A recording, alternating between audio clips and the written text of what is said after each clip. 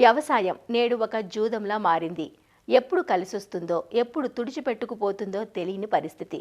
అందుకే ఆ రైతు వ్యవసాయ అనుబంధ రంగాల్లో మేళవించి సాగును లాభాల బాటగా మలుచుకున్నాడు.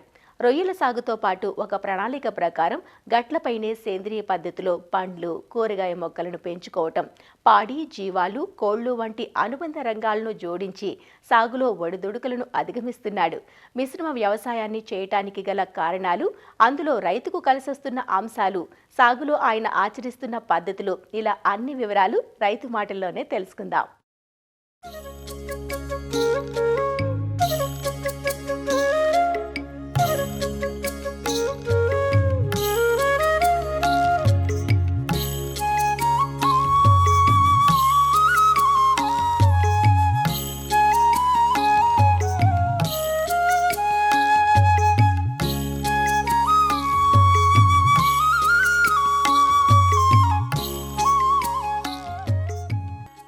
పాడి ఆవును ఎంతో అందంగా అలంకరించి లక్ష్మీదేవికి ప్రతిరూపంగా చూసుకుంటున్న ఈ రైతు మోటుపల్లి రామకృష్ణ. పశ్చిమ గోదావరి జిల్లా ఆకివీడు మండలం మాదివాడ గ్రామంలో 6 ఎకరాల్లో రొయ్యల చెరువులున్నాయి ఈ రైతుకి.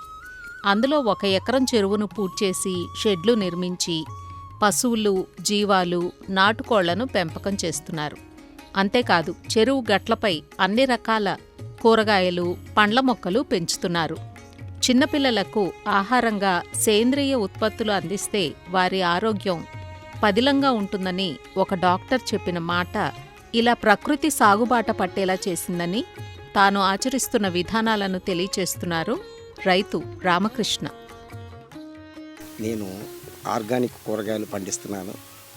ఈ ఆర్గానిక్ కూరగాయలు పండించడానికి కారణం, పిల్లల కొంచెం ఆరోగ్యంగా ఉండాలంటే ఆర్గానిక్ కావాలని కొంచెం అందరూ చెప్తున్నారు. అవి కూడా విని నేను ఆర్గానిక్ మీద కొంచెం ఫోకస్ పెట్టాను.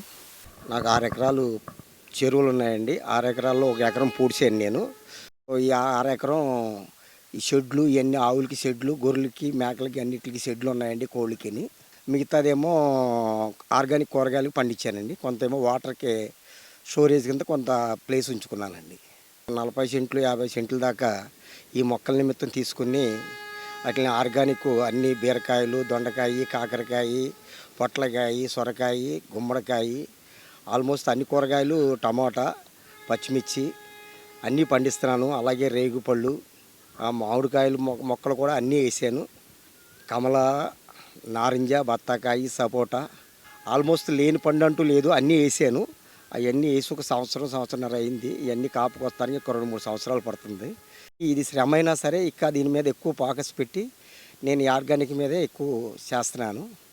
ఈ బీరకాయకి, దొండకాయకి, కాకరకాయకి పాదుల కింద వేసానండి. దేనికి దానికి పాదులు కట్టి వాటికి కర్రలు పాతి పందిర్ల కింద వేసి నవారు బద్దులు కట్టండి, పందిర్లు వేసి పందిర్ల మీదకి ఎక్కించాను. అవి చాలా ఈజీగా ఉన్నాయి కోస్తానికి. వాటికి మొక్క కూడా చాలా ఏపుగా వచ్చింది. ఈ ఆవు ఎరువు తయారు చేసి నేను వాటిని ఎరువు కింద వాడుతున్నాను.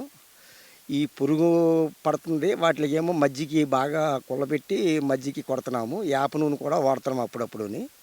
జీవామృతం కూడా తయారు చేసి కొడుతున్నామండి. ఒక గేదె ఉందండి. ఆవులు అయితే 10 ఆవులు ఉన్నాయండి. 5 పొంగనూరు, 5 మామూలు ఆవులు, 1 గిరావు అండి. మేకలు 4 ఉన్నాయండి. ఆవు నుంచి వచ్చే పాలు ఎక్కువ మేము దేవాలయాలకు పంపిస్తామండి. మాకు పాలు అమ్మటం అలవాటు లేదు. అన్నీ దేవాలయాలకు పోను, మిగతాయి మా ఇంట్లో వాడుకుంటాం. మిగిలిన ఎన్ని ఉంటాయన్నీ ముందు ఫస్ట్ దేవాలయాలకు వెళ్ళిపోతాయండి. స్టార్టింగ్ నుంచి అలవాటు మాకు ఇవ్వటం, అదే అలవాటు కంటిన్యూ అవుతుందండి. నాటుకోళ్ళు పెంచుతామండి. నాటుకోడి గుడ్లు మా ఇంట్లోకే వాడుకుంటామండి. నీళ్ళ చెరువులు గత 5 ఏళ్ల మీద లెక్కేసుకుంటే ఇప్పుడు కొంచెం పర్లేదండి. ఇంకా గవర్నమెంట్ కొంచెం ఏదైనా ప్రాసెస్ పెట్టి మేత కొంచెం రేటు డౌన్ చేయగలిగితే కొంచెం నిలబడతారని. ఆవు మొత్తం మట్టికి గట్లంటా చల్లుతామండి. అది కూడా మేము ఎరువు కింద వాడతాము వీటికి మొక్కలకి. అది మిగిలిన ఎక్స్ట్రా ఉన్నదేమో ఈ చెరువు గట్లంటా చల్లుతామండి.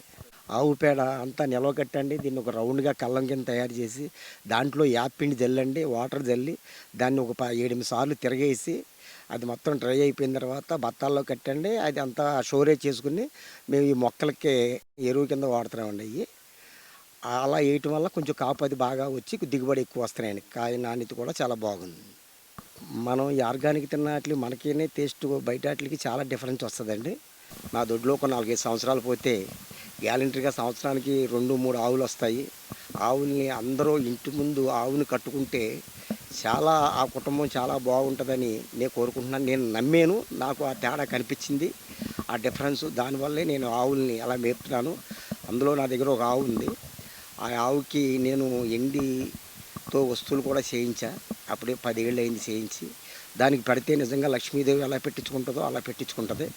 వడ్లాను, కాలు పట్టీలు, కొమ్ములు, పాపిడి బొట్టు కూడా ఉన్నాయి. అవన్నీ నెలకొకసారి పెట్టి మా ఇంటి దగ్గర పూజ చేస్తాము.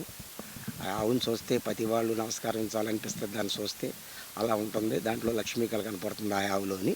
పగలేమో ఇక్కడ తాటాకు పాకేసానండి, ఇంట్లో కడతాను.